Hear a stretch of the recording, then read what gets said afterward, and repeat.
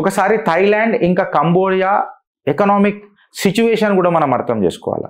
Thailand Cambodia దూర్ తక్ కూడా దూర్ తక్ తన కళల కూడా థాయిలాండ్కి మ్యాచ్ కాదు. దాని సమ్ బిలియన్స్ ఆఫ్ డాలర్స్ ఉంది, సమ్ 520 బిలియన్ 600 బిలియన్ డాలర్స్ వరకు దాని ఎకానమీ ఉన్నది. దీన్ని తిప్పి కొడితే అందులో 1/10 కూడా ఉందో లేదని చెప్పి జనాలు మాట్లాడుతున్నారు, ఆర్థిక నిపుణులు మాట్లాడుతున్నారు. సో కంబోడియా అది ఖచ్చితంగా సస్టైన్ చేయకపోవచ్చు. అండ్ మోర్ ఓవర్ చైనా తన డిఫెన్స్ ఎక్విప్మెంట్స్ కంబోడియాకి ఇచ్చి అప్పుల పాలు చేసి ఈ ఏరియాని తీసుకొని ఈ సౌత్ చైనా సీల ఖచ్చితంగా ఒక గ్రిప్ సాధించుకునే ప్రయత్నం చేసే తత్వం దానికి ఉంటుంది. కాబట్టి మళ్ళీ ఏదైనా చేస్తే చేయొచ్చు.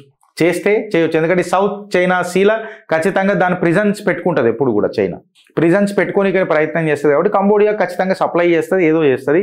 ఇక పాకిస్తాన్ వాళ్ళు ఇంటెలిజెన్స్ సప్లై చేస్తారు. ఇక అది చూడముచ్చట సంసారం ఉంటుంది. ఇక అది నాకు తెలిస్తే ఎటు పోయినా కానీ కంబోడియాకు చాలా డేంజరస్ సిచ్యువేషన్లు ఉంది. చైనీస్ కలోనియల్ స్టేట్ లాగా మారింది.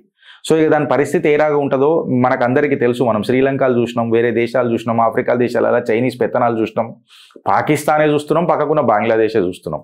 సో చైనా నమ్ముకున్నాడు చిల్లరగాడు అవుతాడు, గబ్బిలాలు తినిపిస్తాడు, గందరగోళం చేస్తాడు.